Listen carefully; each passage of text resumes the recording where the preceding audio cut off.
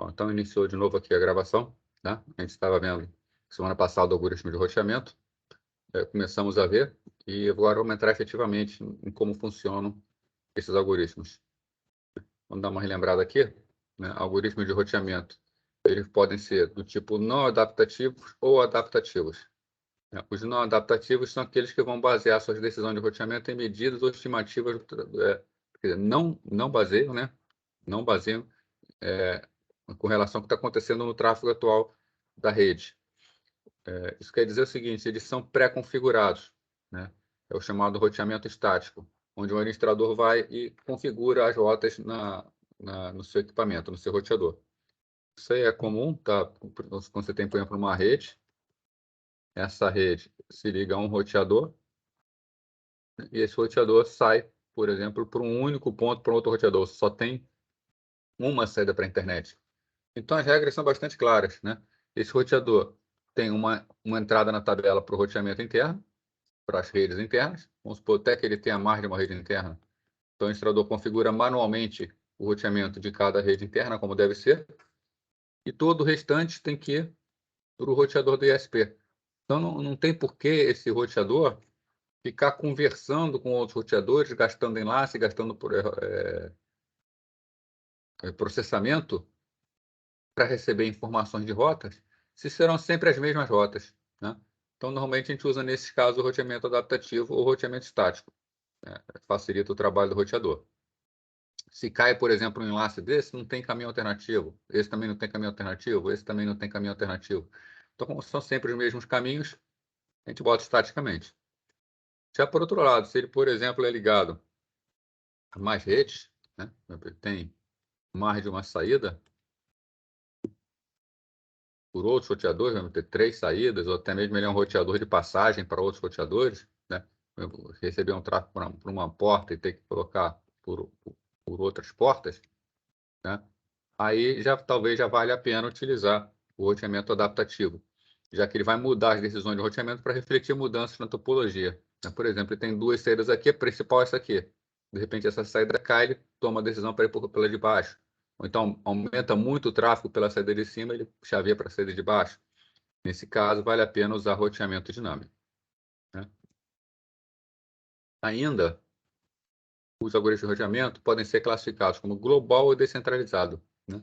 No algoritmo global, o roteador vai calcular o melhor caminho com base no conhecimento completo da rede. Ele vai conhecer toda a topologia da rede e, com base no conhecimento da topologia inteira da rede, ele calcula o melhor caminho, né? Já o descentralizado, o roteador não possui nenhuma informação, ele não possui informação completa sobre o estado da rede, tá? Ele sabe apenas as informações que ele recebe dos vizinhos. Então, com base na informação que ele fica recebendo de cada vizinho, ele consegue montar a informação completa da rede. Então, são as duas grandes classificações que a gente tem para roteamento, né? Vamos ver como é que elas podem ser implementadas. No assunto de hoje, começando, roteamento de vetor de distâncias. Roteamento de vetor de distância é aquele que não conhece o caminho completo da rede, né? Ele vai trabalhar apenas com troca de informações com vizinhos. Então, o roteamento de vetor de distância é um algoritmo dinâmico, ou seja, ele toma conta da rede, ele está verificando o que está acontecendo na rede, e ele vai se adaptar, e ele vai mudar essa forma de rotear, dependendo do que está acontecendo na rede. Cada roteador mantém uma tabela que fornece a melhor distância conhecida para cada destino, né? E qual linha deve ser usada para chegar lá, né? Então, uma tabela de repasse normal, né? Onde ele tem todos os endereços destinos e qual caminho tem que ser feito. Aliás, não o caminho, né? Qual saída deve ser tomada. No roteamento de vetor de distâncias, você tem um roteador. Esse roteador está ligado a outros roteadores. Ele está ligado a 3 outros roteadores, por exemplo, né? E ele sabe que existem outros roteadores na rede. Ele conhece o endereço de todos os outros roteadores. Então, ele tem uma tabela que fornece a melhor distância conhecida para cada destino. Então, por exemplo, para esse roteador aqui, ele tem uma tabela que diz para ele qual é o custo para chegar lá. o melhor custo para ele. E determina também qual linha deve ser utilizada. Ele sabe que para chegar lá, por exemplo, o melhor caminho é pelo roteador de baixo. Tá? O melhor caminho é pelo roteador de baixo. Só que ele não sabe como faz para chegar lá. Ele só sabe que tem que ir pelo roteador de baixo. Agora, ele sabe que existem outros roteadores, mas ele não conhece a topologia da rede. Ele conhece apenas quem são os seus vizinhos. Então, a base é troca de informação com vizinhos. É o algoritmo de roteamento original da ARPANET. Né? Ele também foi utilizado na internet com o nome de RIP, né? Route Information Protocol. Né? Ele não é mais o protocolo oficial, o oficial é o OSPF, mas ele ainda é bastante utilizado em locais que tem um esquema de roteamento simples. Ele é um algoritmo bastante simples, que requer pouco processamento do roteador, em comparação com o SPF. Então, quando a gente tem uma rede pequena, com roteadores mais simples, ou não quer gerar muito trabalho para o roteador, a gente pode usar o RIP, tá? Sem problema nenhum. Alguns roteadores utilizam protocolos de vetor de distância mais aperfeiçoados, né? A gente tem protocolos de vetor de distância, a Cisco, por exemplo, uma empresa fabricante de roteadores, ela possui roteadores que têm algoritmo de roteamento proprietário, né? Que são de vetor de distância, mas utilizam métricas diferentes e são mais aperfeiçoados, né? São melhores que o RIP, são mais novos, são melhores. O problema desse é que, se você quer usar um algoritmo desse, você precisa que toda a rede tenha somente roteadores do mesmo fabricante, já que somente roteadores Cisco, por exemplo, falam esse roteamento mais aperfeiçoado.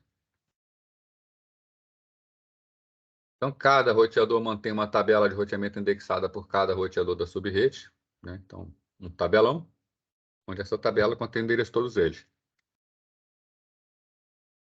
Cada entrada contém duas partes, né? A linha de saída preferencial a ser utilizada e uma estimativa de tempo ou distância até o destino. Então, aquela tabela que a gente viu anteriormente, aquela imagenzinha aqui, opa, tá? Ele tem a saída que vai ser usada e uma estimativa de quanto custa para chegar lá. Tá? Ele precisa ter essa estimativa, pela linha de baixo, ele precisa ter essa estimativa porque quando esse roteador sabe quanto custa para ele chegar lá, ele oferece para os demais. Por exemplo, ele está ligado a esse e a esse. Então, sabendo quanto ele custa para chegar lá, ele vai oferecer para esse roteador de cima e para esse roteador do meio o serviço dele de entrega até lá.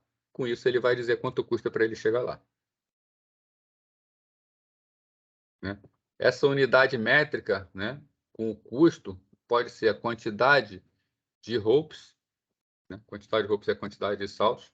Então, tem um roteador aqui, outro roteador, outro roteador, outro roteador. Se a quantidade de saltos, se a métrica for, por exemplo, a quantidade de saltos, o caminho de cima tem 1, 2, 3 saltos. O caminho de baixo tem 1, 2 saltos.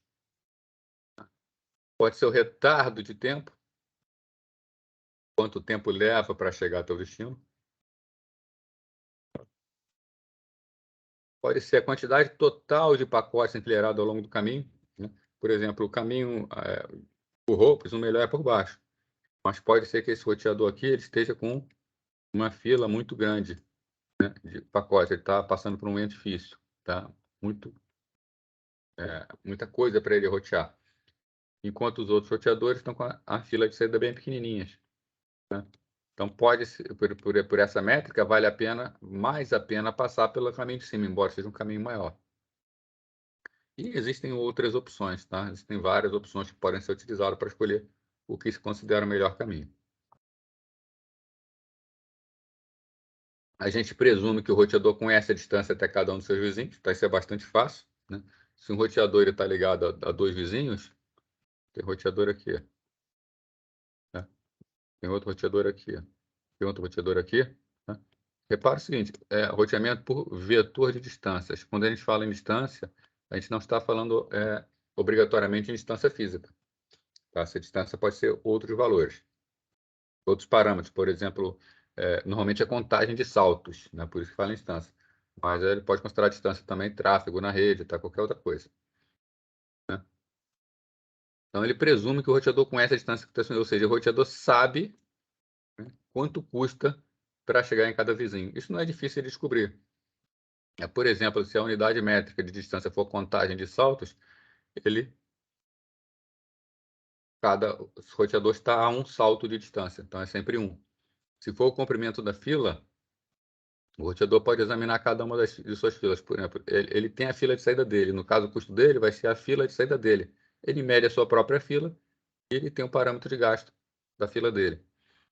Se for o retardo, ele pode, por exemplo, usar o CMP Echo, que a gente viu, que é o pacote ping.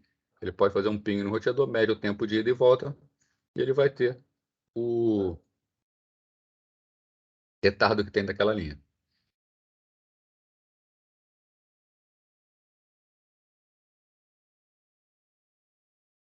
Como saber qual caminho possui melhor distância? Tá? Obtendo apenas informações com vizinhos. Bom, vamos lá. A princípio, tá? Depois a gente vai ver como ele sabe isso. Ele tem um vizinho, ele tem outro vizinho. Cada vizinho sabe a melhor distância para um determinado caminho, né? Por exemplo, tem um roteador aqui, né? Existe o roteador aqui, o roteador A, está ligado no roteador B e no roteador C, né? O roteador B sabe quanto custa para ele chegar no roteador L. Ele sabe o custo dele para chegar no roteador L. O roteador C também sabe o custo dele para chegar no roteador L. Então, o que eles fazem? O B informa para A quanto custa para ele chegar até L. A mesma coisa faz o C. O roteador C informa para o roteador A quanto custa para ele chegar até L. Né? O que o roteador A vai fazer? Né? Seja dVy o custo, é o caminho de menor custo do roteador V para o roteador Y. Tá? No nosso caso aqui, o que B está mandando, tá? Exatamente o custo é dBL, que é o custo de B para chegar até L. E o C está mandando para quem? O custo de C para chegar em L. Então, ele recebe de cada roteador esse custo. Né?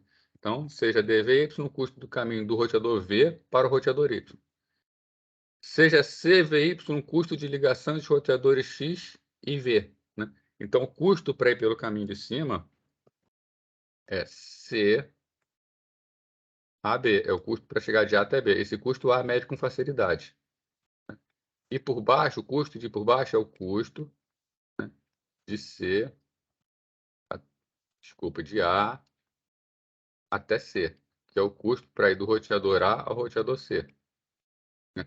Então, ele sabe quanto custa para ele ir para cada roteador, e cada roteador informa para ele qual o custo deles até o roteador destino. Sendo V um roteador vizinho de X. Né? Então, o custo para ir de X até Y, passando pelo vizinho V, será o custo XV mais dVy. Né? Ou seja, qual o custo para chegar até L, para A chegar até L indo por cima?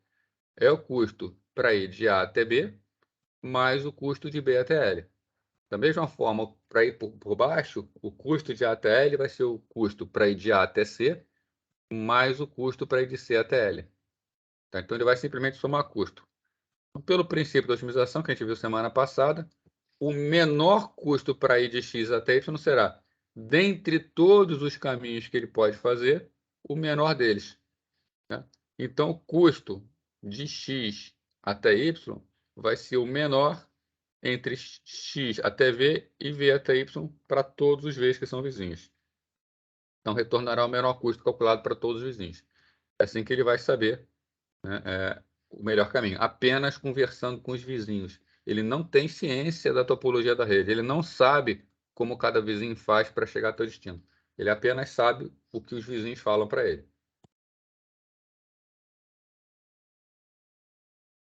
Conforme os vizinhos vão trocando informações sobre o estado da rede, o algoritmo converge para um estado de equilíbrio e obtém aquela árvore de escoamento que a gente viu semana passada. Tá? A árvore de escoamento é aquela árvore que é centrada no destino e mostra todos os melhores, todos os caminhos até o destino, quer dizer, os melhores caminhos. Né? Então, uma vez que atingiu o equilíbrio, tá? O algoritmo de roteamento tem muito pouco a fazer, é só manter o sincronismo, de vez em quando dizer para os outros que essas tabelas não mudaram. Tá? Agora, se houver uma modificação na rede, né, o roteador comunicará essa mudança aos vizinhos. né? Se for contagem de saltos, a modificação vai acontecer caso o enlace caia, né? Se for, por exemplo, o tamanho da fila, se começa um congestionamento, muda. Se termina um congestionamento, muda, né? Por isso que ele é um algoritmo dinâmico. Porque quando acontecem mudanças, né, eles atualizam suas tabelas e informam seus vizinhos. E a alteração vai propagando de vizinho em vizinho até que todo mundo converge para o novo estado de equilíbrio, né? Então, eles sempre conversando entre eles. Na internet, né, o algoritmo de roteamento vetor-distância é implementado pelo protocolo RIP, né, Routing Information Protocol. A versão do RIP é definida na RFC 1058 e a versão 2 é definida na RFC 2452. A grande diferença entre as versões 1 e 2 é que na versão 2, junto com o endereço de cada roteador, vai também a máscara de rede. A gente viu que a máscara de rede é importante para a gente saber quais são as redes. A versão 1 do RIP não manda a máscara de rede junto, tá? O RIP olha pelo endereço e pelo endereço ele decide se a máscara de rede seria classe A, classe B ou classe C, né? Isso acontece porque quando o RIP foi criado, a versão 1 do RIP foi criada, não existia ainda o esquema de endereçamento CIDR, onde a gente pode escolher o tamanho da máscara de rede. Nessa época, a máscara de rede era padrão e dada pelo próprio endereço. Quando houve a modificação, foi preciso atualizar o RIP para que ele se adaptasse ao novo esquema de roteamento, e aí veio a versão 2 do RIP.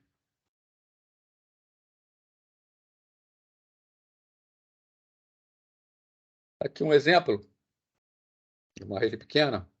A gente tem os roteadores X, Y e Z. Aqui são as tabelas do roteador X, tabela do roteador Y, tabela do roteador Z. Quando o sistema é ligado, vamos supor que os 3 roteadores foram ligados ao mesmo tempo. Qual é a tabela que cada um tem? O X só tem o que ele mede. Então, X sabe que para chegar até Y custa 2 e que para chegar até Z custa 7. Para ele chegar nele mesmo, é 0, claro, tá? Da mesma forma, Y sabe que custa 2 para chegar em X e 1 para chegar em Z. Então, está nessa linha aqui. E 0 para ele. E o Z sabe que é 0 para ele, 7 para X e 1 para Y. Então, está aqui o Z. 7 para X, 1 para Y, 0 para Z. Bom, nisso, qual é o melhor caminho de cada um? Como ele só conhece os vizinhos, o melhor caminho são as próprias rotas, né? Para X chegar até Y, é esse caminho. Para chegar até Z, é esse caminho. Para Y a X, é esse caminho, tá? Todos os outros caminhos são marcados como infinito. Numa primeira rodada, cada roteador vai propagar aquilo que ele conhece. Então, o roteador X manda as informações dele para Y, para Z. O roteador Y manda para X e Z, e o roteador Z manda para X e Y. Quando ele recebe essa informação, o que o roteador X faz? O roteador X percebe as informações. O que o X recebeu de Y? Ele recebeu de Y que Y custa 201. Está lá, 201. Ele recebeu de Z que Z custa 710. Está lá, 710. Então, ele avalia agora as informações. Para chegar nele, ele continua sendo 0, é claro. Para chegar em Y, né? Y informava que o custo era 2, né? E ele sabe que o custo dele para chegar em Y é, por exemplo, não, desculpa, isso aqui está certo, tá? A tabela dele está aqui, tá? O custo até Y, 2, o custo dele direto é T2, desculpa. O Z está dizendo que o custo é 1, só que o Z custa 7 para chegar até ele. Então, para X chegar em Y por Z, seria 7 mais 1, 8. O custo por Z seria muito maior, então o custo para Y continua sendo 2, né? E qual era o custo anterior dele para chegar em Z? O custo direto para ele chegar até em Z é 7. Porém, Y informou para ele que custa em Z chega em Z com 1. Então, ele tem o custo direto com 1, ele tem o custo que ele conhece dele até Y, que é 2, e Y informou que custa 1. Então, se ele, em vez de ir direto, se ele escolher passar por Y, o custo dele vai ser 3. Então, para ele, tá? Para X, custo até Z custa 3. Então, ele muda o seu roteamento. Antes era direto até Z, com custo 7. Agora vai ser passando por Y com custo 3. Z vai receber as informações, Y vai receber as informações de X e de Z, só que ele vai concluir que para ele é melhor direto. Por exemplo, né? Y chega em X com custo 2. Se for por Z, vai custar 8. E Y chega em Z com custo 1. Se for por X, vai custar 9. Então, ele mantém as informações dele. O Z também vai mudar. Tá? O custo de Z até X, se for direto, é 7. Se for passando por Y, é 3. Então, Z muda o seu custo. Né? Então, nessa rodada, quando chegam as primeiras informações, a tabela de X muda e a tabela de Z muda. A tabela de Y não muda. Como a tabela de Y não muda, Y não precisa mandar mais informação nenhuma, ele já mandou anteriormente. Tá? Bom, então, X manda para todo mundo e Z manda para todo mundo, não, para os vizinhos, né? E Z manda para os vizinhos. Quando essas informações chegam no vizinho, nada mais é alterado. Então, para essa rede aqui, foram necessárias 2 rodadas, né, para que pudesse chegar à estabilidade. A partir desse momento, não tem mais necessidade de ficar trocando informação de roteamento. Eles já aprenderam qual é o melhor caminho. Tá? Então, é um algoritmo bastante simples, todos os roteadores executam, né? E a situação vai se resolvendo. Né? O que acontece, por exemplo, se cai uma conexão? Né? Por exemplo, essa conexão aqui cai. Conexão entre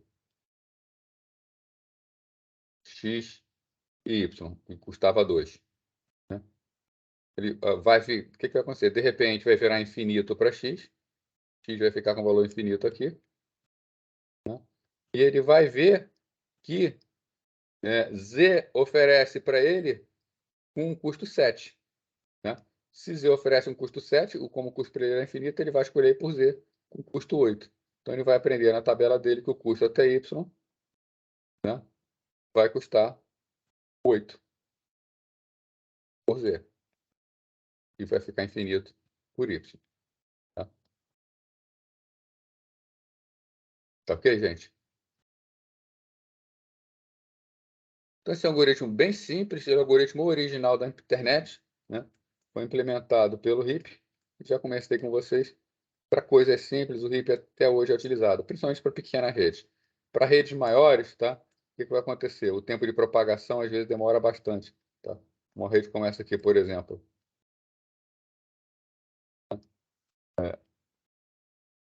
Tá, marca aqui no meio.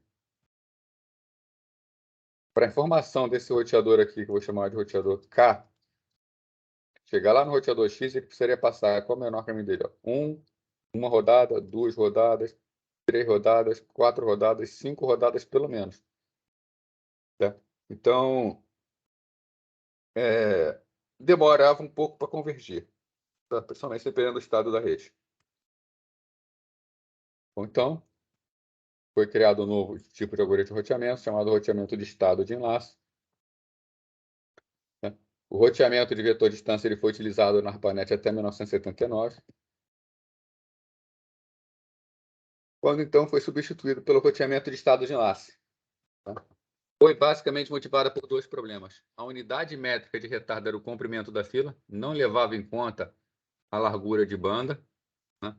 Então, se você tem um caminho de 1 megabit por segundo, mas que está com uma fila pequena, e tem outro caminho de 1 gigabit por segundo, e tem uma fila um pouquinho maior, tá? Continua se valendo muito mais a pena ir pelo caminho com maior largura de banda. Tá? Porque apesar de ter uma fila um pouco maior, a vazão é muito maior. E aí o algoritmo lá do original da ARPANET ia escolher o caminho de menor fila. Tá? E, em geral, levava muito tempo para convergir, porque conforme está trocando informações com vizinhos, ele vai trocando informações com os vizinhos, até chegar em todo mundo, pode ter mudado o estado da rede, alguma coisa. Então, começa tudo de novo. O roteamento de estado de enlace ele foi criado, então, né, visando melhorar todas essas questões, né? Além das unidades métricas. Existem outras. Né? Bom, roteamento de estado de enlace. Nele, cada roteador deve, né, completar esses 5 passos aqui para descobrir os caminhos pela rede. Um detalhe é que esse aqui é um algoritmo global que conhece toda a topologia da rede. Com esse algoritmo, o roteador vai conhecer toda a rede. Então, primeiro, ele deve descobrir quem são os vizinhos e aprender esses endereços de rede. Né? Então, saber quem ele está ligado, tal qual o vetor de distância. Medir o custo para cada um dos seus vizinhos. Então, saber quanto custa para chegar nos vizinhos. Criar um pacote que diga tudo que ele acabou de aprender. Enviar esse pacote a todos os outros roteadores. Bom, a partir do momento em que ele conhece todos os seus vizinhos, cria um pacote que envia isso para todos os roteadores.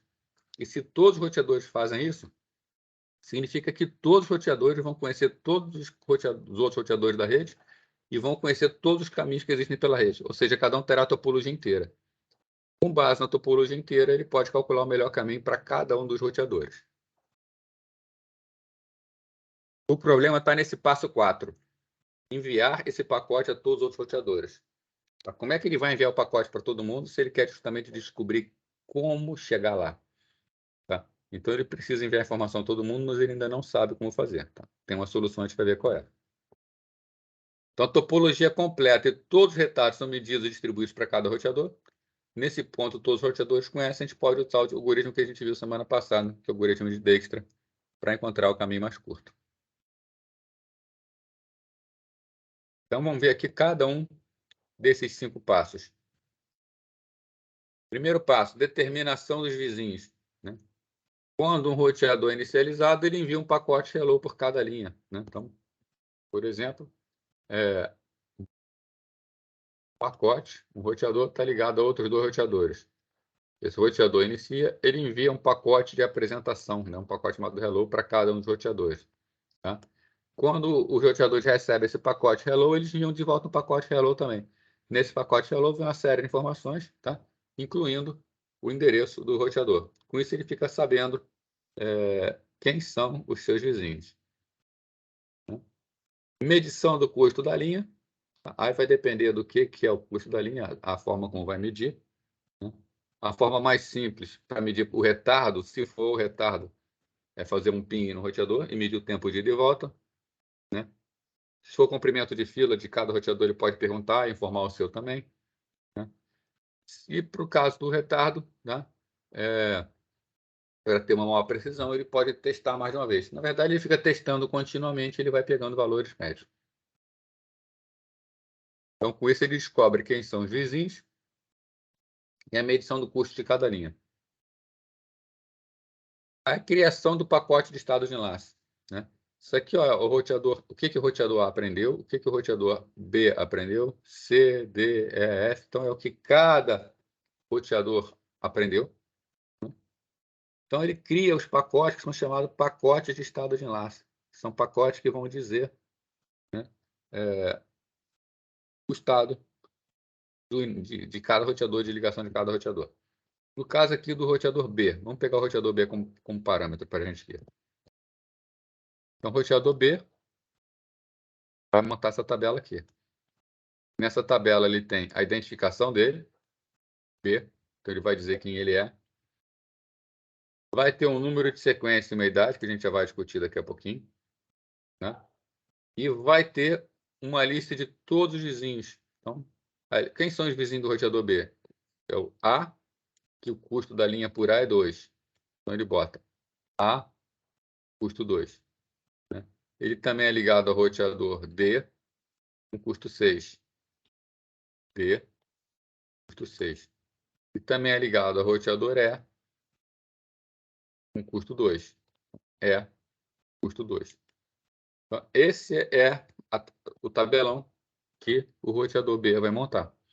Todos eles vão montar tabelas parecidas. Né? Por exemplo, o roteador F tem o D e o E. D, E, com custo 3 e 4, respectivamente. Então, cada roteador monta a sua própria tabela. O que é o número de sequência e o que é a idade da informação?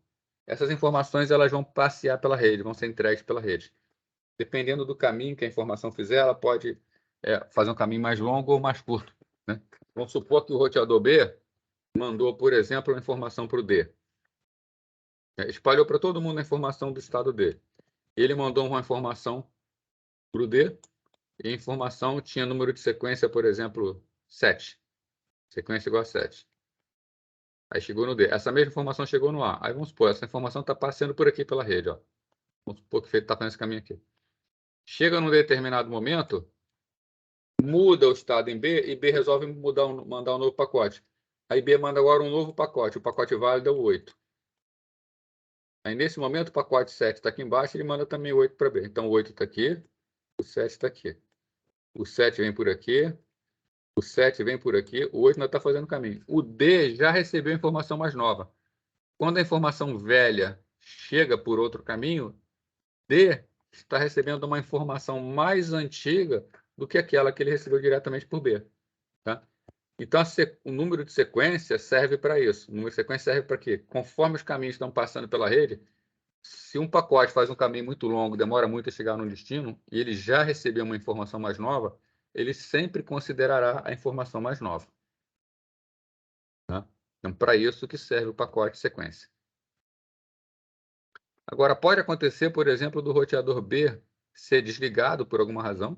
Tá? Precisou fazer uma manutenção nele, ou faltou energia, no break não funcionou, alguma coisa assim. E quando ele inicia, ele vai iniciar o número de sequência de novo. O primeiro pacote que ele mandar, por exemplo, agora, novamente, vai ser o pacote 0. Porém, ele já mandou o pacote 8, a sequência 8. O que aconteceria com D? D, a princípio, está recusando, porque é menor. Então, ele vai mandar o 0, vai mandar o 1, mandar o 2. Tudo isso vai ser recusado. Vamos supor que o D já tenha lá o pacote 1020 dele. Quanto vai demorar para esse pacote ser recebido? Então, associado a cada número de sequência, tem também o que a gente chama de idade. Tá? Idade é há quanto tempo aquela informação foi gerada. Qual a idade daquela informação? Então, roteadores que recebem informações vão guardar o número de sequência e a idade. Quando a idade chega no determinado limite, o roteador desconfia, já está muito velha essa informação, vou desconsiderar ela. Então, ele joga fora essa informação, né, e aceita informações que chegarem mais recentemente. Então, o número de sequência é para saber qual é a sequência válida, o número da idade é para invalidar uma sequência, caso seja necessário. Bom, distribuição de pacotes. Como distribuir essas informações? Né? A gente não tem as rotas ainda, a gente está calculando as rotas. Tá? Então, a ideia é usar o que a gente chama de inundação de pacotes. Tá? Inundação de pacote. Na inundação de pacote, cada pacote segue por todos os caminhos possíveis. Né? Então, a gente voltando aqui no exemplo anterior, né? Um roteador B, quando ele vai fazer a inundação, o que ele vai fazer? Ele manda para o D, manda para o A, manda para o E, esse pacote. Ele manda sempre por todas as linhas. Quando chega em A, o que o A faz? Se ele recebe um pacote por uma linha, ele manda por todas as linhas de saída. Então, o roteador A, ele tem apenas 2 linhas, então ele vai mandar só por aqui por baixo, para o roteador C. Quando o roteador receber, o que ele vai fazer? Ele vai mandar pela linha que liga com C, pela linha que liga com F. O que o roteador E faz quando recebe? Manda para o F e manda também para o C. Né? O que vai acontecer aqui no roteador C? O roteador C ele vai receber de 3 lugares diferentes, mas ele vai receber de algum lugar primeiro. Vamos supor que ele recebeu primeiro de A. Então ele manda pela linha ligada a D e pela linha ligada a E. O que acontece quando ele receber a informação de D e de E? Que D e E está mandando para ele? Ele vai ver que ele já recebeu essa informação por A, joga fora essas informações e não propaga mais. Ou seja, roteadores só propagam inundação se for uma informação nova. E o roteador D, quando receber essa informação por A, o roteador D já recebeu diretamente por B. Então, quando essa informação chega por C, ele descarta a informação e não propaga mais também. Isso quer dizer que a inundação ela funciona da seguinte maneira: sempre que o roteador tem informação para mandar, ele manda para todo mundo, ela propaga por toda a rede, mas assim que chega em todos os roteadores, cessa. Tá? Então, a inundação acontece de uma forma muito rápida. Tá? Então, pacotes que são recebidos por uma interface são aplicados por outras interfaces. Para controlar a inundação, cada pacote contém número de sequência, que é incrementado a cada pacote enviado. Então, a gente já conversou aqui sobre esse número de sequência, né? E que também eu já falei para vocês, né? Quando o pacote é recebido, tá? É conferido para ver se ele já foi recebido anteriormente. Se for um novo pacote, ele manda pelas outras linhas. Se for uma cópia do que já recebeu, a informação é descartada. Isso aqui também conversei já com vocês, é a questão da idade, né? Se o roteador apresentar falha, ele vai perder o controle do número de sequência, né? Então, associado a um pacote tem a idade dele, essa idade vai ser decrementada com o passar do tempo, e se ficar muito antiga essa informação no sistema, ela é desprezada. E o cálculo das novas rotas? Agora já chegou em todo mundo, como ele faz para calcular? Cada roteador recebe informação de todos os roteadores. Nesse momento, pode usar o algoritmo de Dijkstra, que a gente já viu como funciona. Vamos ver, voltar aqui alguns slides para a gente aproveitar essa rede aqui. Tá? Vamos supor o seguinte, né? Um roteador qualquer recebeu todas as informações. Então, esse aqui foi gerado pelo roteador A, esse aqui foi gerado pelo roteador B, esse aqui foi gerado pelo roteador C, D e F. Cada roteador gerou seu pacote e fez inundação. Então, cada roteador recebeu um pacote desse, né? Então, o pacote do roteador A fala o quê? Que existe alguém que é A, que tem dois vizinhos, que tem um vizinho que é o vizinho B, e tem outro vizinho que é o vizinho C. O custo de A até B é 2, o custo de A até C é 5. Tudo está sendo tirado da tabela aqui, ó. O roteador B tem vizinhos A, D e E. Então, a tabela diz que o roteador B tem vizinhos A, D e E.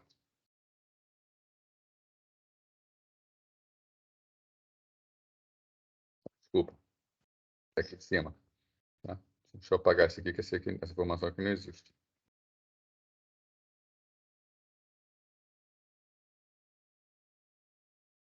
E o custo para A é 2 pela tabela, para D é 6, para E é 2. Tá? Então, montando tudo, olhando com base no que eu estou olhando aqui para a tabela.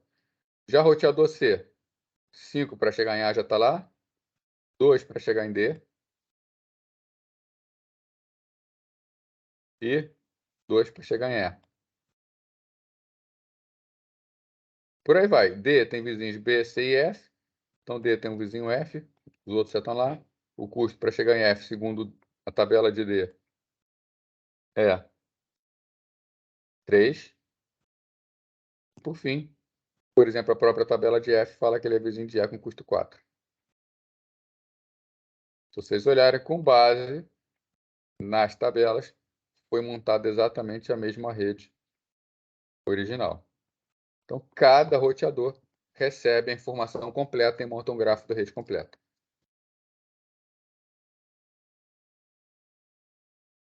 E vai usar o algoritmo de Dijkstra. Na internet, o roteamento de estados de enlace é implementado pelo protocolo OSPF, né? Open Shorted Path First, né? Definido na RFC 2328.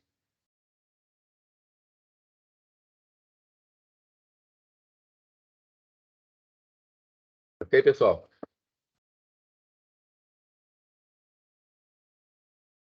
Tranquilo aí? Bom, então vamos lá.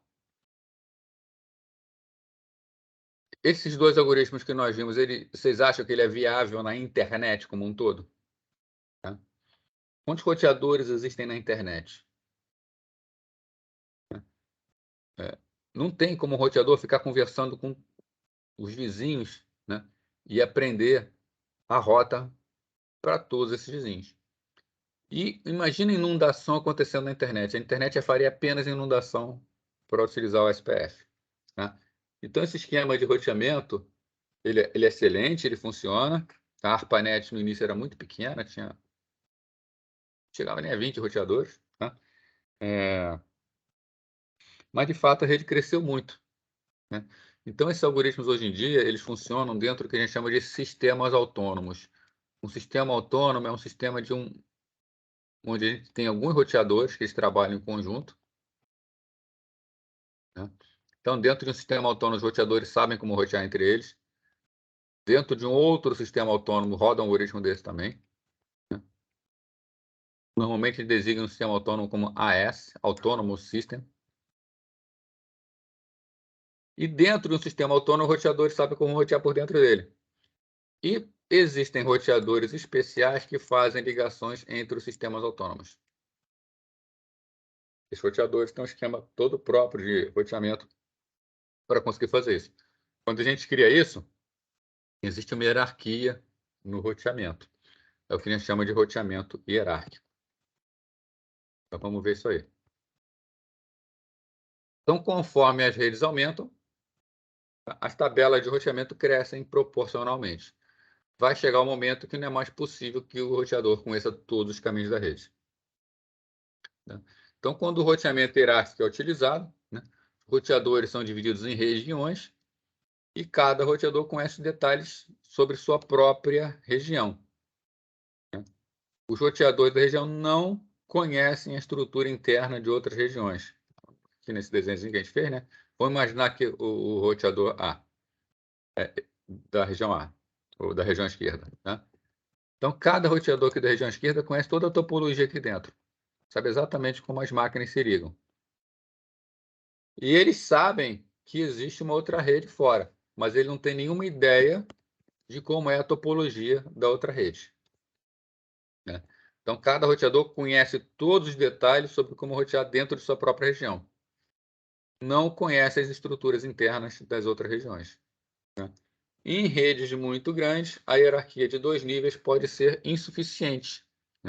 Nesse caso, vai ser necessário agrupar regiões em clusters, clusters em zonas, zonas em grupos, etc. Isso aqui é o seguinte, A gente tem, então, um esquema onde nós temos um sistema autônomo aqui, com vários roteadores aqui dentro. Então, nós temos alguns sistemas autônomos. Esses sistemas autônomos são ligados de alguma forma. Nós temos outros sistemas autônomos em outros lugares. Esses sistemas autônomos são ligados de alguma forma. Então, tem aqui um sistema autônomo, outro sistema autônomo. A gente pode montar um grupo de sistemas autônomos. Esse cara aqui pode estar ligado a outros sistemas maiores, por um outro roteador aqui. Tem um outro grupo de sistemas autônomos, pode estar ligado por um outro roteador que faz a ligação entre esses grupos. Então, nós temos grandes sistemas, criando clusters. Esses clusters podem ser divididos em outras zonas. Então, vários níveis de hierarquia, onde cada roteador conhece apenas aquele seu nível. Esse roteador aqui, por exemplo, que faz roteamento entre grandes clusters, ele sabe como levar a informação entre os clusters, mas ele não sabe também o detalhe interno de cada cluster. Dessa maneira, no roteamento hierárquico, os roteadores ficam especializados no seu nível. Roteadores, um sistema autônomo lá de primeiro nível sabe tudo sobre lá dentro. O roteador responsável pelos níveis, ele sabe como levar para os outros entre níveis, mas ele também não conhece detalhes de cada nível. Então, cada roteador ele fica especializado, ele fica sabendo apenas o funcionamento de seu nível. Com isso, vai ser viável fazer o roteamento. Então, para ter um exemplo aqui, nós temos uma rede aqui com 17 roteadores, numerados de A1, A2, A3, A4, B1, B2, B3, B4, C1, C2, C3, C4, e D1 até D5. Aí, Matheus, você perguntando aí seria o endereço, na verdade, eles são agrupados endereços, Então, por exemplo, aqui no caso da rede A gente assume que, a gente pode imaginar, por exemplo, que A seria a primeira parte do endereço. Todos os roteadores da região A possuem o mesmo endereço, a mesma faixa de endereço. Então, aqui são faixas contínuas de endereço. Então, o roteador que faz a ligação entre a região A e a região B, ele vai por endereço mesmo. Ele conhece a faixa de A, conhece a faixa de B, não existe endereço misturado entre os dois, então se ele tem que tomar uma decisão de roteamento entre os dois, fica fácil para ele.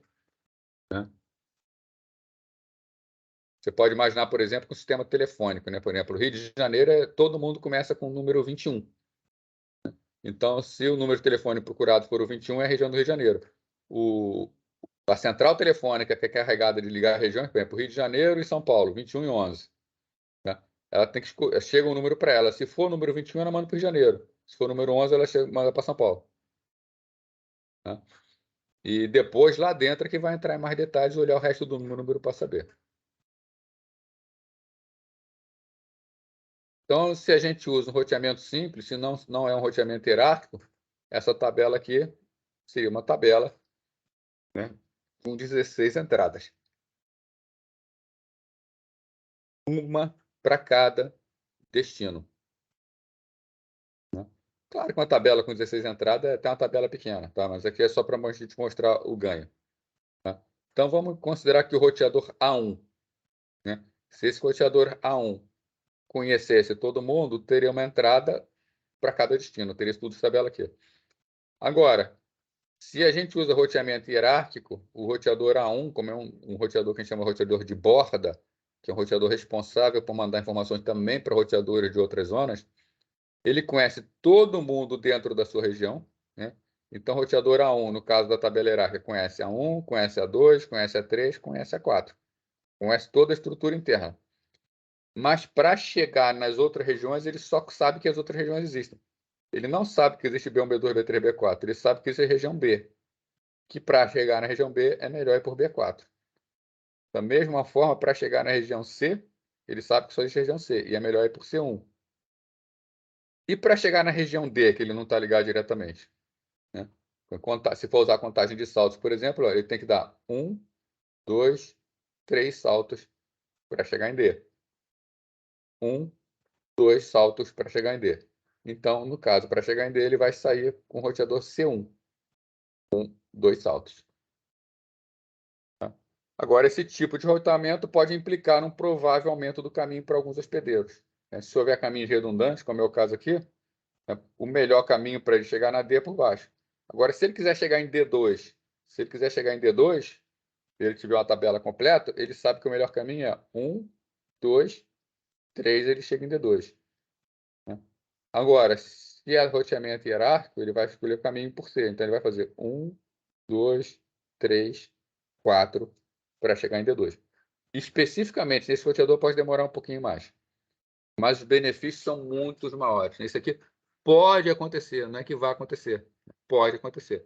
Os benefícios são muito grandes. Inclusive, o benefício de tornar o roteamento viável. Então, com base nisso, se utiliza, obviamente, roteamento hierárquico em grande rede, principalmente internet.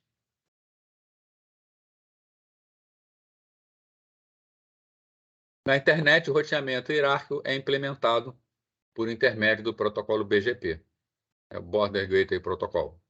Ele é definido na RFC 4271.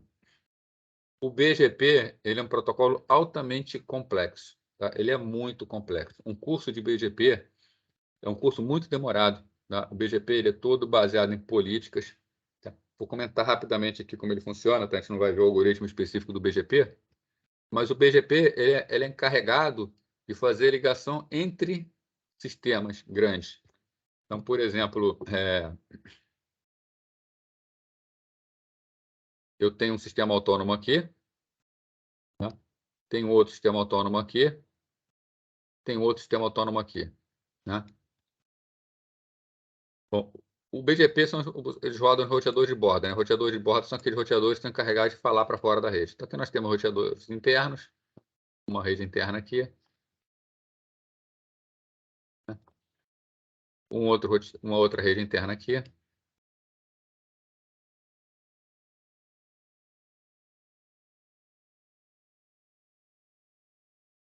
São roteadores que fazem o BGP, eles fazem parte da rede interna. Quem são os roteadores encarregados do BGP aqui? Tá? Se a ligação entre a rede está aqui, ó, funcionando assim, ó, entre sistemas autônomos, os roteadores, que eu vou achurar aqui, tá? São os roteadores. Tá? São os. Então, esse roteador amarelinho aqui, esse outro amarelinho aqui, outro que está amarelinho aqui, outro que está amarelinho aqui. São roteadores responsáveis pela área.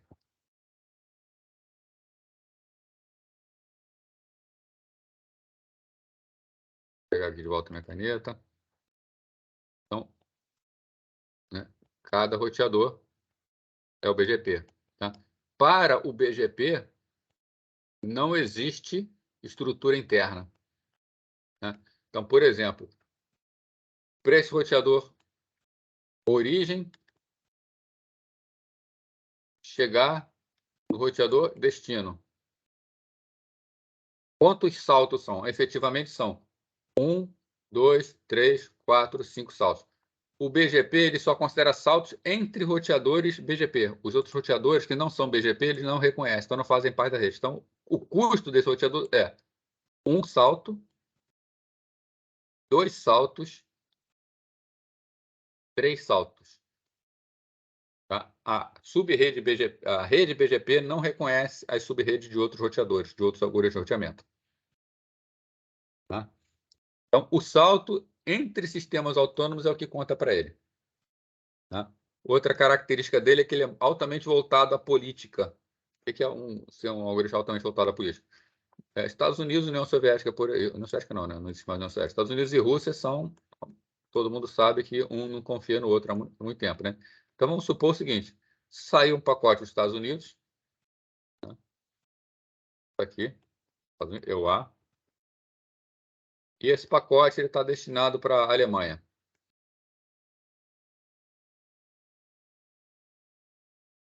Né? Existe um caminho para chegar na Alemanha, que é um caminho passa por vários roteadores, né? Tá aqui 1, 2, 3, 4, 5, 6 saltos. Existe um caminho aqui, 1, 2, 3, 4, 5 saltos. Um caminho por cima. A princípio, o caminho de cima é o melhor. Tá? Porém, esse caminho de cima passa, por exemplo, pela Rússia.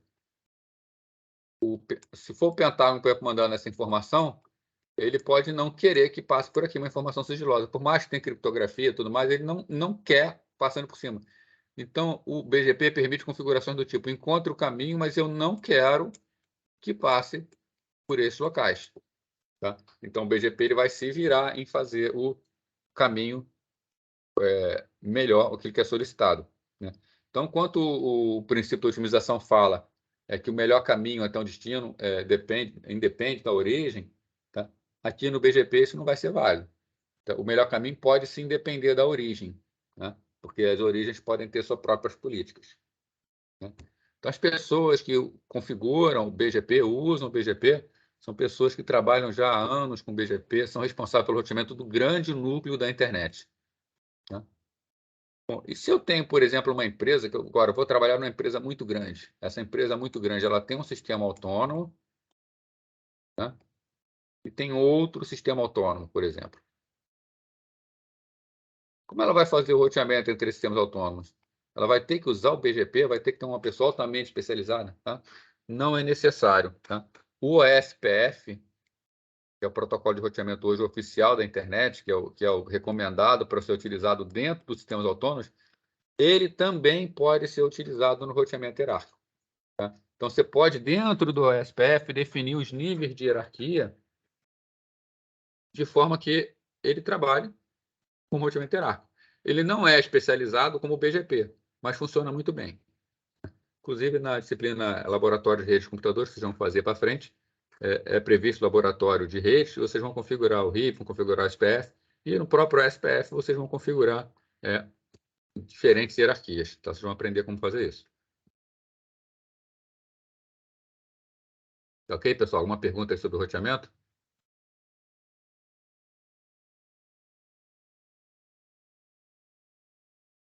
Então, beleza aí. Vamos então descer agora um nível mais um pouco. Vamos para a camada de enlace de dados. Né? Na camada de enlace de dados, a gente vai aprender como acontece a comunicação efetivamente. Agora a gente vai se aproximar mais do hardware. Então, a gente estava vendo basicamente software. Né? Essa camada de enlace de dados. A gente viu aqui na internet, que a gente na internet tem a camada de aplicação, que é onde são executadas as aplicações. A gente viu alguns exemplos de protocolo de aplicação. A gente falou sobre e-mail, falou sobre DNS, tá? Falou uma série de coisas, né? Camada de aplicação. Especificamente na internet, abaixo da camada de aplicação, temos a camada de transporte, onde estão os protocolos de transporte, TCP, UDP. Acabamos de ver a camada de rede. Tá? A camada de rede, protocolo IP, onde acontece o roteamento, tem protocolos de controle. Né? E abaixo da camada de rede, nós temos a camada de enlace. A camada de rede ela é responsável pela fazer a comunicação fim a fim entre máquinas.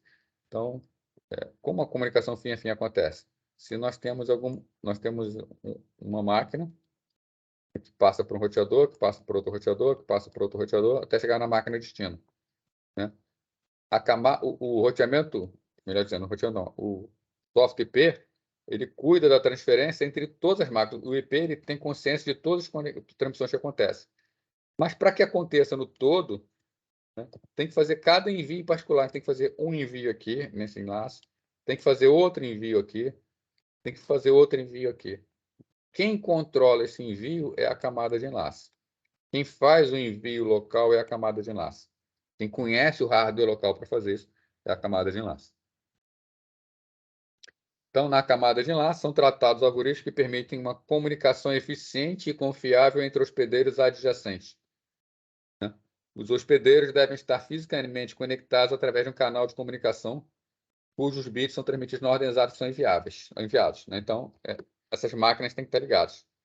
O principal serviço oferecido pela camada de enlace é a transferência da camada de rede do hospedeiro origem para a camada de rede do hospedeiro destino. E o que é um enlace? É um canal de comunicação que conecta hospedeiros adjacentes.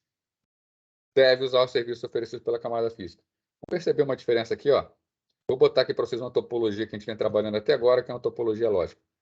Eu tenho falado para vocês isso aqui, ó. Nós temos um roteador, né? O desenho que a gente vai usando é esse aqui, ó. Um roteador. Esse roteador se liga a outros roteadores. E quem vai usar esse roteador é uma máquina que está na rede interna. Então, nós temos uma rede interna e nós temos computadores. No caso aqui, 4 computadores na rede interna. O nível de rede enxerga isso aqui como sendo o quê? Um computador mandando uma informação para um roteador. Né? Um salto, não é isso? Normalmente, o que a gente tem na prática é isso aqui, ó. O computador está ligado no equipamento que é um switch. Esse equipamento que é o switch, ele liga todos os computadores da rede. Então, os 4 computadores que a gente está vendo aqui, que estão ligados diretamente ao roteador, na verdade, estão ligados a um switch. Esse switch está ligado a um roteador. Efetivamente, para essa máquina mandar informação para o roteador, a informação passa pelo switch, ela vai para o switch e depois do switch vai para o roteador. O nível de enlace controla tudo isso aqui que está acontecendo. O nível de rede abstrai isso.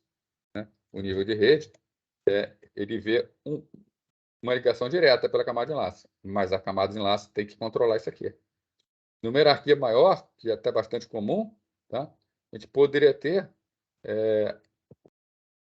um outro switch ligado a esse switch, fazer um cascateamento de switch, e aqui nesse switch ligado vários computadores. Então, vários equipamentos de rede ligados entre si. Isso aqui, por exemplo, né? Vamos considerar que isso aqui é um AP. Então, um AP é um access point, um ponto de acesso. Tá? Isso aqui não é um roteadorzinho que a gente tem em casa, é apenas um conversor de mídia de rede cabeada para rede Wi-Fi. Né? Temos aqui um notebook que quer falar com determinada máquina. O que acontece no nível de enlace? No nível de enlace, no nível de rede. Nível de rede vamos primeiro nível, vamos nível de rede primeiro. O que acontece no nível de rede? Essa máquina manda informação para o roteador dela, que é esse cara aqui. Então, manda informação para o roteador. O roteador recebe a informação, manda para o outro roteador. O outro roteador recebe a informação, manda para o servidor. O que é que está acontecendo efetivamente internamente? O nível de enlace precisa levar a informação até o primeiro roteador, mas efetivamente a informação está vindo dessa máquina, vem por Wi-Fi até o ponto de acesso, do ponto de acesso vai até o switch e do switch vai até o roteador. Então passa por 3 enlaces diferentes até chegar no roteador. Mas a camada física, a camada de rede só vê um salto. Entre roteadores que já está um enlace só mesmo, e novamente entre esse roteador e o switch, primeiro vai para o switch, o roteador, o servidor, né? E depois vai para o servidor. Então a gente vê trabalhos diferentes realizados por camadas diferentes. No final é tudo para a mesma transmissão. Mas a camada de enlace está fazendo um trabalho maior aqui. Então, a camada de enlace oferece serviços à camada de rede, para a camada de rede poder funcionar, né? Entre esses serviços, né? Vamos comentar aqui alguns, né? Então, o serviço básico da camada de enlace serviço básico de qualquer camada de enlace é mover um datagrama de um hospedeiro adjacente por um único enlace de comunicação. Então, isso aqui, né? O trabalho da camada de enlace é fazer esse tipo de comunicação aqui, ó, entre um único enlace. Os detalhes de como são os serviços podem variar de protocolo de uma camada de enlace para outra.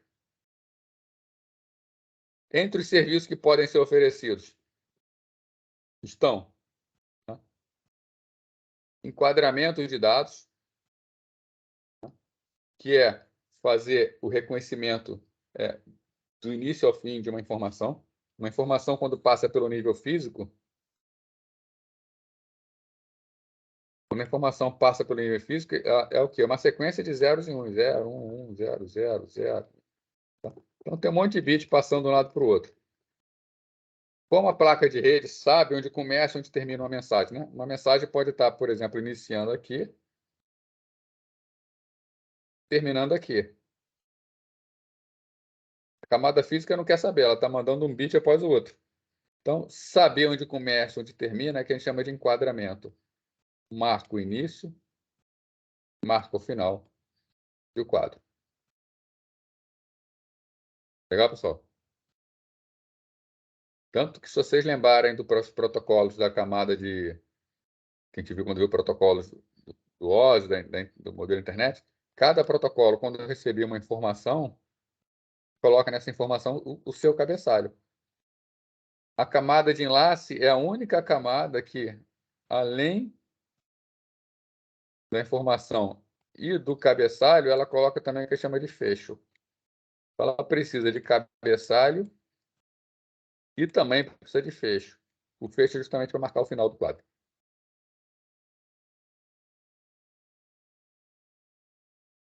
Acesso ao enlace, né?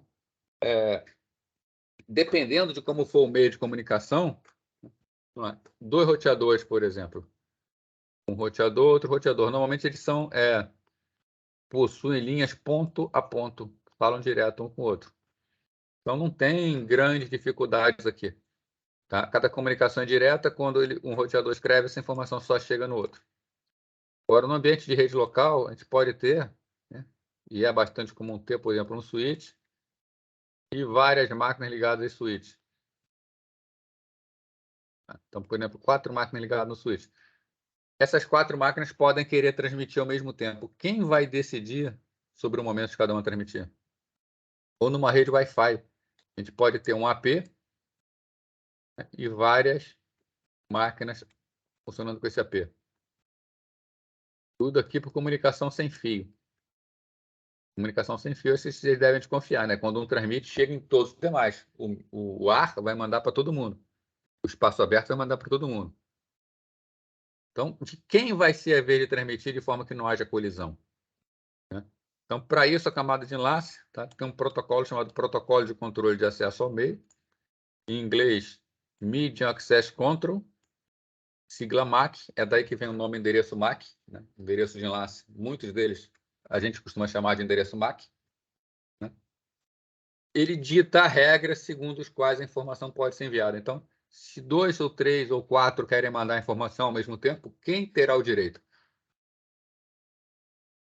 Então, quando vários hospedeiros compartilham um único enlace de difusão, o MAC deve coordenar a transmissão entre eles. O serviço de enlace ele pode também oferecer um serviço de entrega confiável. Quando o protocolo da camada de enlace garante que vai transportar sem erros.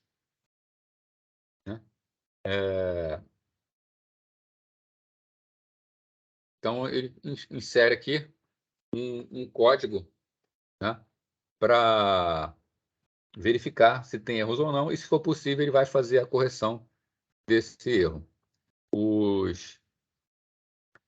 Nem sempre as redes fazem correção de erro, quase sempre as redes não fazem correção de erro. Né? A gente vai estudar aqui, por exemplo, o protocolo Ethernet, ele é um protocolo muito confiável com as tecnologias atuais. É quase impossível um erro de transmissão no protocolo Ethernet. Não é possível, acontece erro às vezes, principalmente em redes mal construídas, né? Mas, em geral, é bastante confiável. Então, o Ethernet ele não faz retransmissão, ele não faz entrega confiável. Existe até um protocolo que roda sobre o Ethernet, que é o protocolo do Novell Network, que é o SPX, né? Onde o SPX ele trabalhar lá no nível de enlace, o programador ele pode programar e pedir essa confiabilidade, né?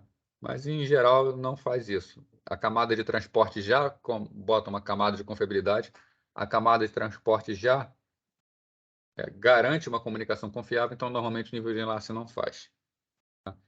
A não ser que o nível de enlace seja bastante problemático, né? E um exemplo de nível de enlace bastante problemático é o de rede sem fio, que tem uma série de problemas. Tá? Tem que atravessar obstáculos sólidos, tem um problema chamado estação oculta. Tudo também vocês vão estudar lá em laboratório de rede.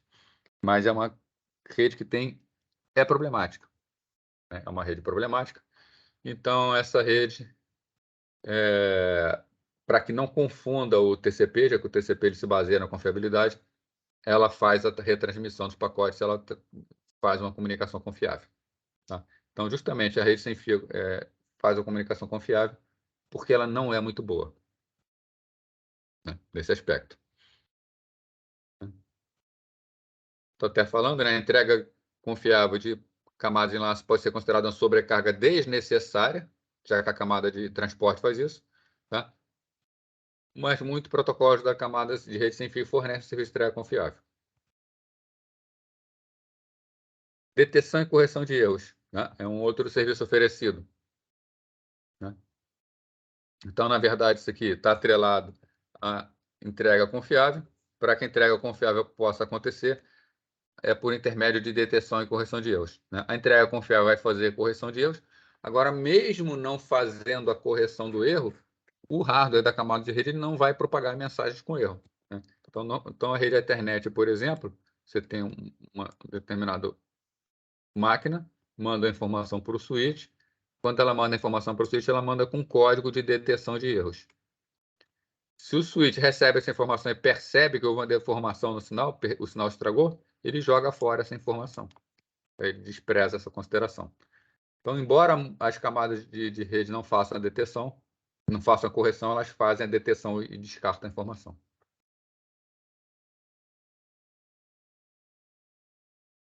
A camada de enlace costuma ser implementada em um adaptador de rede, conhecido como NIC, né? Network Interface Card, que está um exemplo de uma placa de rede.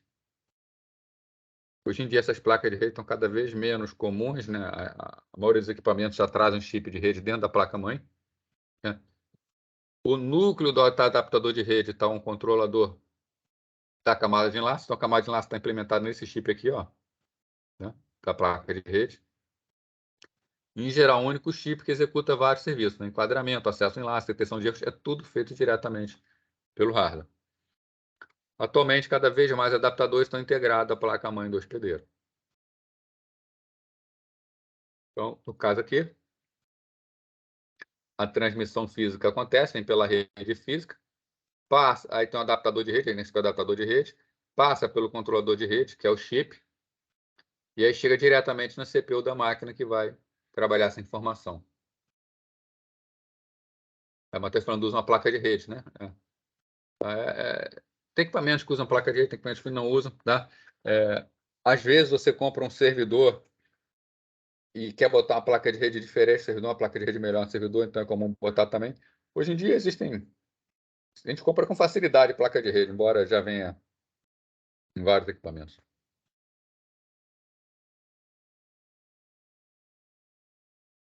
Vai lá de enquadramento.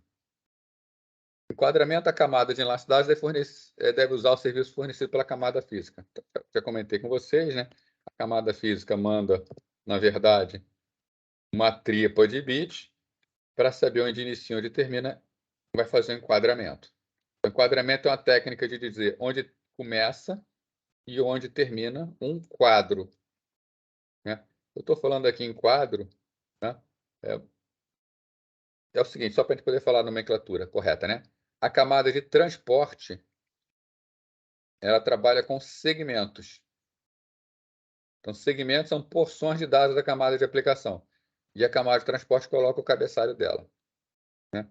Quando essa informação é entregue para a camada de rede, né, aí na camada de rede, tudo isso aqui vai dentro de uma carga de dados que a gente chama de datagrama IP. No caso da internet, datagrama IP, né? A camada de rede bota o cabeçalho também. Na camada de rede, isso é chamado de pacote ou datagrama. Esse datagrama ele vai ser carregado pela camada de enlace. Então, a camada de enlace, né, coloca também o cabeçalho dela e coloca no final um fecho. Quando está na camada de transporte, a gente chama de segmento, né? Segmento. Quando a gente está na camada de rede, a gente chama de pacote, né? Ou datagrama. Quando a gente está na camada de enlace, a gente chama de quadro. Tá? Então, quadro é aquela unidade de dados que passa pela camada de enlace. Então, no final das contas, é praticamente tudo a mesma coisa, tá? Mas tem nome diferente. Só a mesma coisa que, na verdade, o segmento ele vai dentro do pacote, o pacote vai dentro do quadro. Então, enquadramento é criar os quadros, né?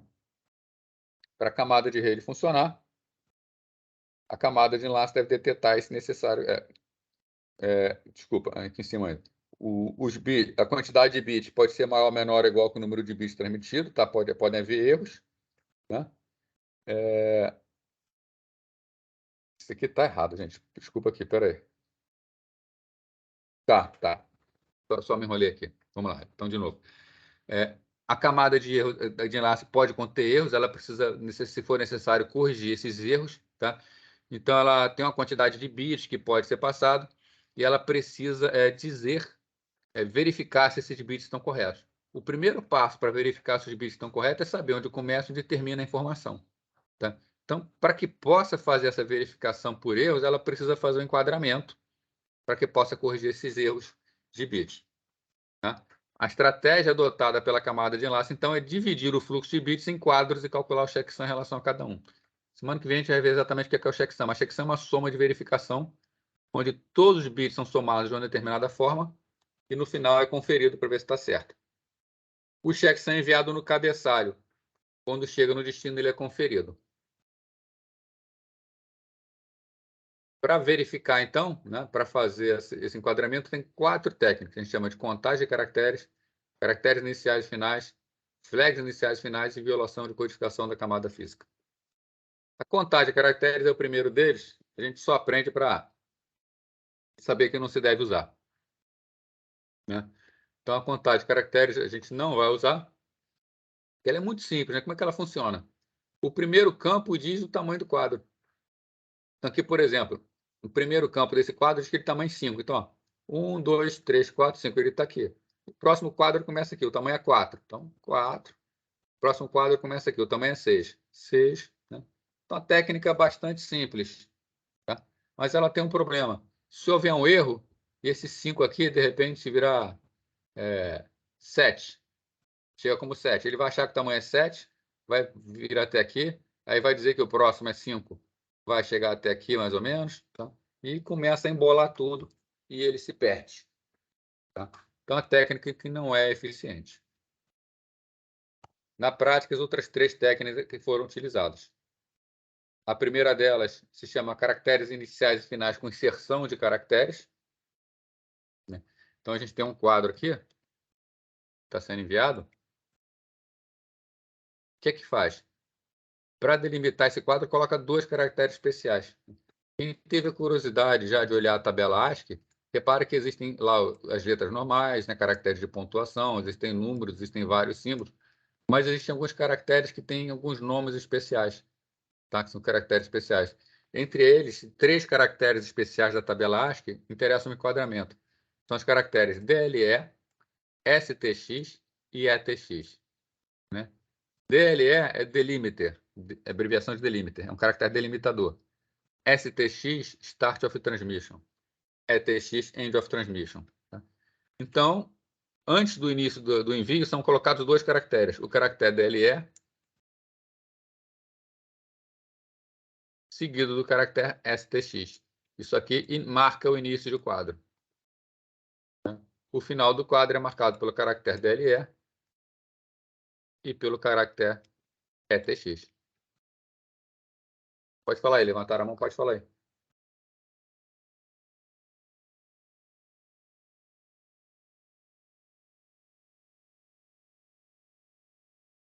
João Pedro, quer falar?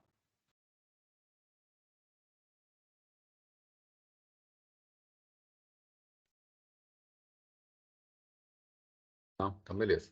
Qualquer coisa que quiser falar, só fala aí. Bom, então, beleza. Isso aqui funciona bem. Você marca o início.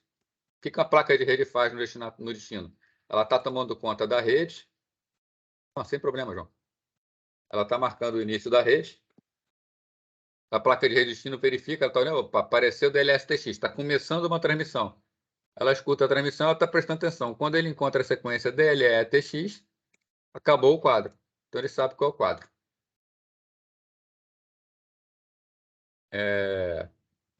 Então, qual o problema que acontece? Aqui estão sendo enviados dados binários, né? Pode acontecer de aqui no meio aparecer, por exemplo, durante a transmissão, o caractere DLE, seguido ou de STX ou de ETX, significando ou de novo ou um novo início ou final da transmissão. E, na verdade, isso aqui é dado. Como a placa de rede vai fazer para diferenciar dado de delimitador realmente? É fazendo a chamada inserção de caracteres, o caractere stuffing, né? Que funciona da seguinte maneira. Sempre que na área de dados o transmissor enviar um... Vou chamar DLE de D, tá, para me facilitar aqui. Vou chamar de ETX de E e ETX de S. STX de S, tá? Sempre que ele encontrar na área de dados um caractere do tipo D, ele manda 2 caracteres do tipo D. Assim, se a transmissão original for, por exemplo, D, DLE, STX. O que a origem faz? A origem chega e fala, se eu mandar isso vai dar problema. Então, ele manda DLE, DLE, STX.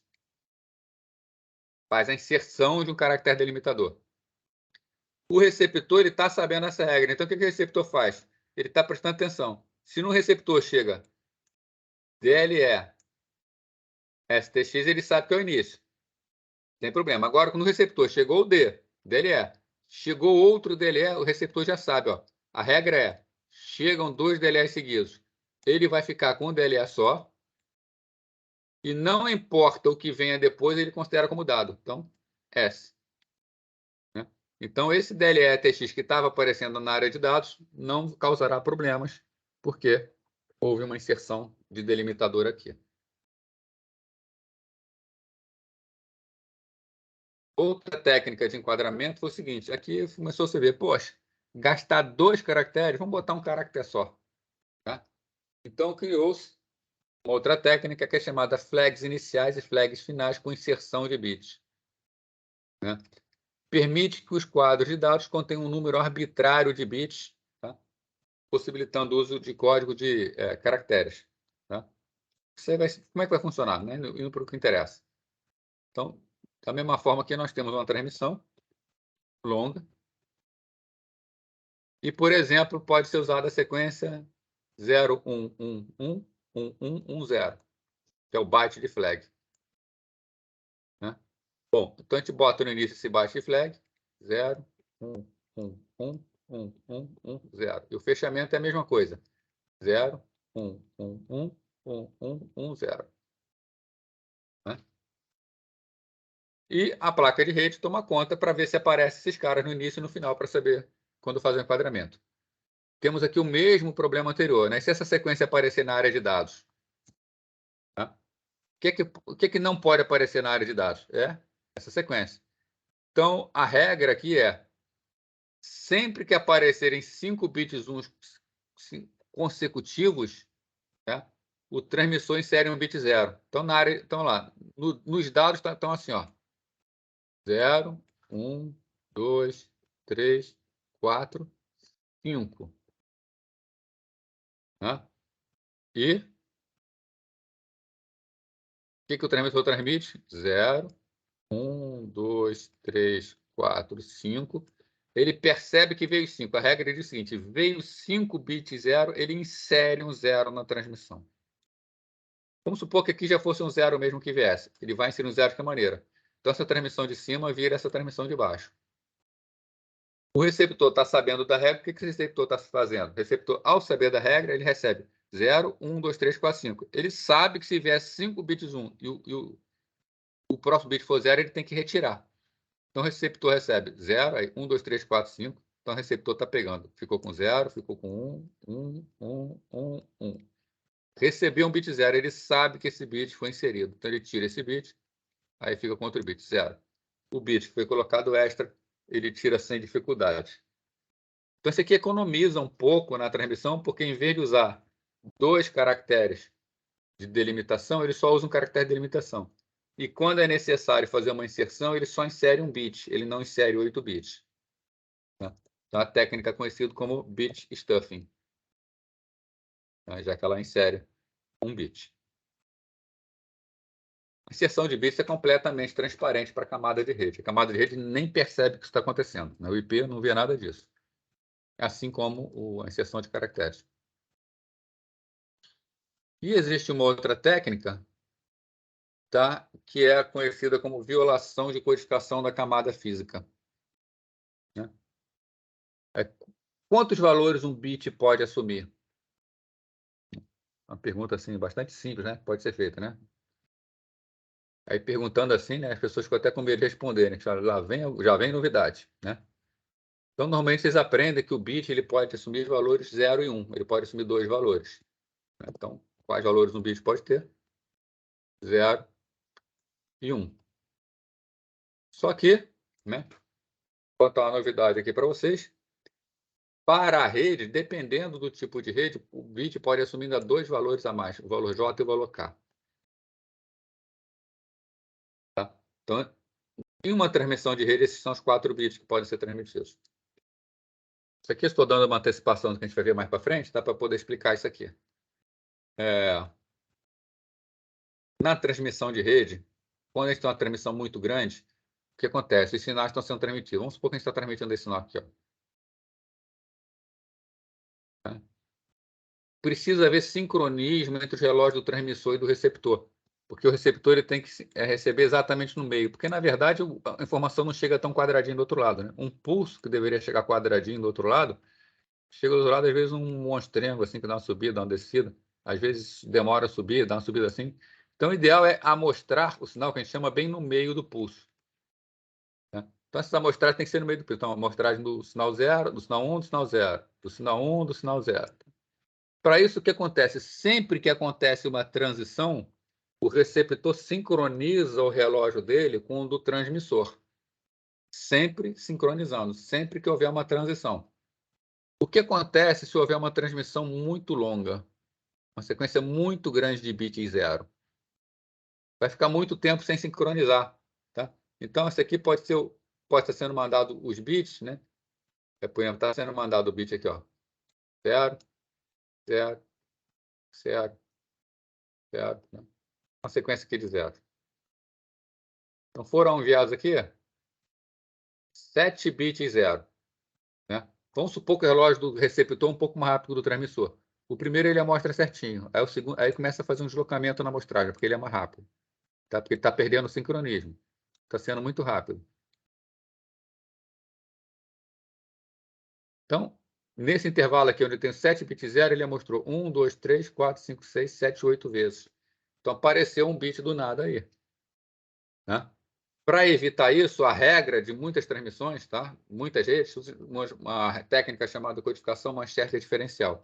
Na codificação Manchester diferencial, o bit 0 ele é representado por uma transição negativa no meio do pulso. Então, o bit 0 ele vem em nível alto, desce, continua em nível baixo. O bit 1 ele é representado por uma transição positiva. Então, ele vem em nível baixo, no meio do pulso ele sobe, depois ele continua em nível alto. Tá? E sempre haverá uma transição no início da transmissão. Então, por exemplo, se eu transmito o sinal 0, 1, por exemplo, aqui, 0, 0, 1, Qual é a transmissão que está sendo feita lá no nível de rede, no manchete diferencial? Qual é a regra?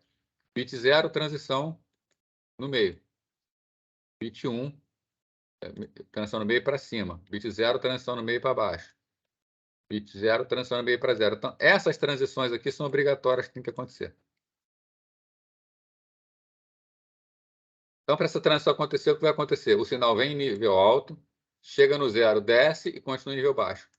A próxima transição tem que ser para cima, então ele continua em nível baixo, sobe, continua em nível alto. A próxima transição é para baixo, então ele continua em nível alto, desce e vem para nível baixo. A próxima transição é para baixo, então para que ele possa descer na próxima transição, ele aqui no meio do pulso, entre os pulsos ele sobe para depois descer. Bit 1 é para cima, então vem, sobe. Quando chega aqui, ele precisa subir no próximo pulso, então ele desce e sobe. Então, não importa se é sequência de 0, 1, não importa se é sequência 0, 0, não importa se é sequência 1, 1, não importa se é sequência 1, 0, sempre vai haver transição nesse nível de transmissão. Então, a rede utiliza uma codificação de modo que sempre consiga transmitir seus dados. Né? O que a gente pode fazer numa violação é, num momento muito rápido, não colocar a transição no meio. Né? Não colocar a transição no meio significa o quê? Eu posso ter mais dois tipos de bit, o que a gente chama de bit J, onde a transição é sempre, ela se mantém no nível baixo. E o bit K, onde a transição se mantém no nível alto. Né? A gente poderia, então, por exemplo, criar um pacote, que é um pacote do tipo byte, que seria transmitido com, por exemplo, 0, 0,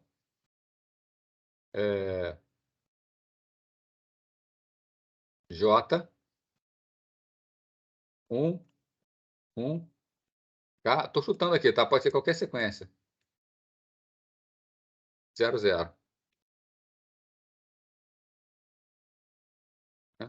Qual seria essa transmissão? A transmissão seria sobe no meio, o outro 0 vai ter que subir no meio de novo, o J vai se manter em nível baixo. Aliás, desculpa, tá? É o contrário. O 0 desce.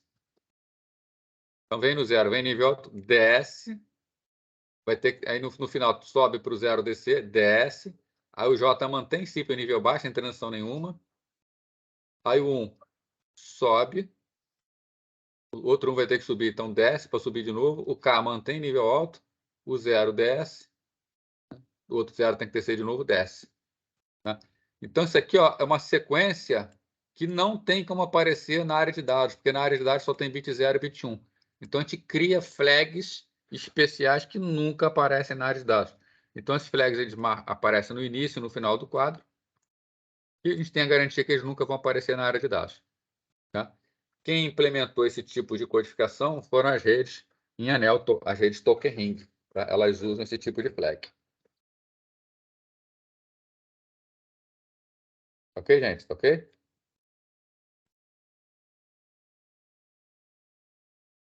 O próximo assunto, né, é técnicas de detecção de erros. Né? A gente vai, então, começar a ver isso na semana que vem, né? A gente tem 5 minutinhos aí, né? Não dá tempo de iniciar esse assunto. Então, na semana que vem, a gente vai começar vendo como a gente detecta e como a gente faz a correção de erros lá no nível de enlace. Uma dúvida do que a gente viu hoje aí, pessoal? Não, professor, tranquilo.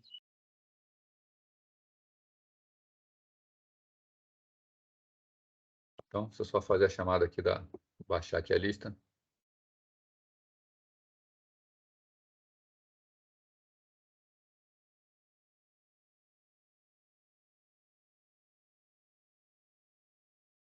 Fechado, então, aí. Encerrar aqui a gravação, então, a gente continua aqui se alguém quiser mais alguma coisa, né? Se estiver tranquilo, já está liberado aí.